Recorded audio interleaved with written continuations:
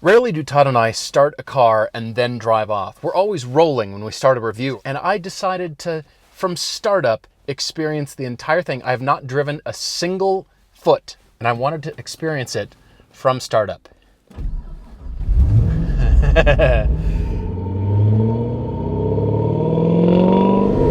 This is a Porsche 944, sort of.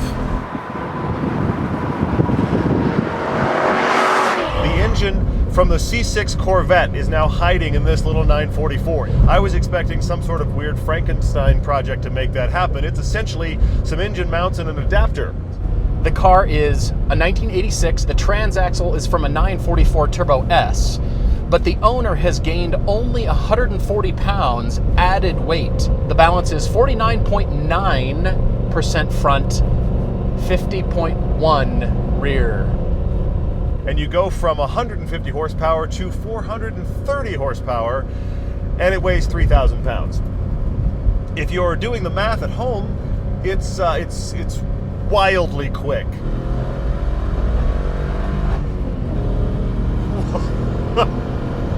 Oh my God, that's the number? Okay, let me put this, how do I put this? I expected a triple. I just didn't expect a triple with that many numbers. This is no garage queen. On purpose, he bought a 944 that wasn't perfect and did this to it to make it a car that, honestly, he tracked it yesterday. I don't care that the interior is old looking, that a dash is cracked a little bit. It feels solid, and it's not a Frankenstein car. There's nothing about the interior or the stance of the car that would suggest craziness or irresponsibility or stupid power. It looks like a 944, except for one thing, the exhaust tip. Have you noticed? It's a Chevy badge.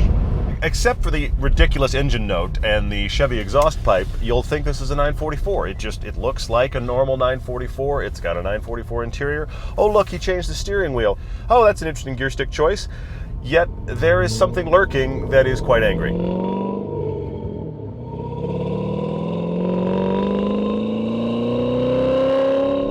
It's one of those cars that doesn't match the sound that's coming out of it. We're all used to what the 944 sounds like. We're used to what Porsches sound like. And then as soon as you hear this American thunder coming out of the back, and you look at the little bit of stink bug stance that this car has, car enthusiasts will be tipped off. Normal Joe, non-car enthusiast people will think, what a cute little sports car from the 80s, until you roar by them. It's that sensation that you have a light, chuckable car, and yet when you need to, you can kind of destroy the earth. That is an interesting sensation. I'm used to that lurking menace in a muscle car. And yet that sound and that anger is here in something where it shouldn't belong.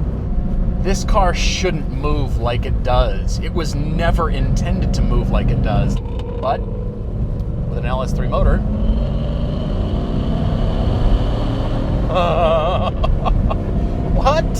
What? I'm blown away by the throttle response.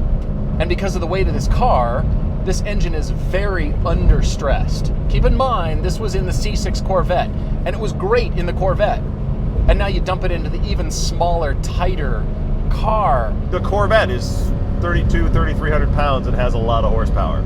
But this is 3,000 pounds. I keep driving this and thinking, this is what I want the 86 chassis to feel like. It's light, it's low center of gravity, there's informative steering, it's got a good greenhouse. It feels like a small car, and yet it does that. One of my favorite stories about this car is from the owner who raced a Lotus Evora on track actually yesterday. And on the straightaway, he pulled alongside the Evora and then left him. And after the race, so after the heat, the Lotus Evora owner came over to him and said, you know what, I had a 944 Turbo S and I don't remember them being quite that fast. And the owner said, well, they're not, actually. However, it's not unwieldy. This is a car that as you drive it, you just go, okay, yeah, it's got absurd power, but I'm not spooked by it. Everything is put together very well, and it's metered out well, and you can give it a little bit of throttle, and the car's kind of quick. You can give it all the throttle, and the car tries to hurt people. But actually not you, which is nice. There's full throttle. Yeah, and I saw my light flash before my eyes. That happened too, yeah. Now I'm okay. Now I'm better. I'm all right. Thanks for asking. This also isn't a build about just power. I mean, if you notice, there's Willwood brakes under there. This is a track-designed beast. It feels skittish in its handling. It's instant feedback. Everything that I'm seeing is translated exactly into my hands. It's so nimble. What's funny is you think that this car would be real nose heavy.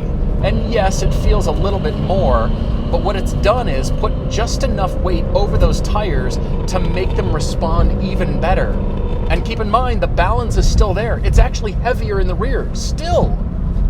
This car's rough, I'll be honest. I'm on a rough road, but I don't know that I'd want to do a road trip. But as a toy, just to smoke everybody, just because. All of the normal delicacy that you expect from a Porsche of this era, when the engine winds out and it rattles and it's precise and small and delicate feeling, all of that is gone. You have a chassis that still feels small. This car feels little. It's just the power is enormous. I wonder about suspension here. I feel like this needs maybe some adjustable suspension components. I can understand it wanting to be really stiff for the track.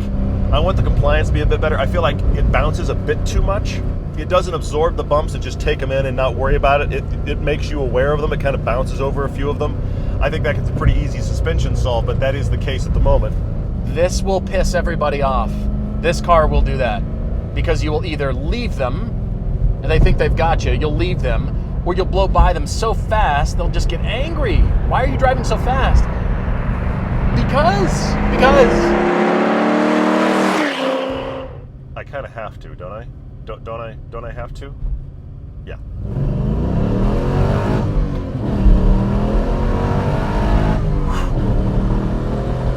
Yikes! And hallelujah all at once. Is that a thing? Whew. It feels old school. It feels kind of closer to classic cars than it does modern cars, and yet that power is modern car power. It actually feels, honestly, it feels similar to the way the Z06 delivers power. The current Corvette Z06 has that kind of, you've got to be kidding me, power delivery that this car does. It's a muscle car in power and in anger management issues, but it is still a 944 when it comes down to what does it feel like in here, and what's the steering like, and how's my weight distribution? Do I want one? Yeah, I do. You just want to make your friends laugh? That's the reason to do these crazy resto mods. And here is one. The bar conversation that is manifested itself finally in the coolness that you think it is. Yeah, it is. It's fast. It's unbelievably fun and cool. And my fifth car.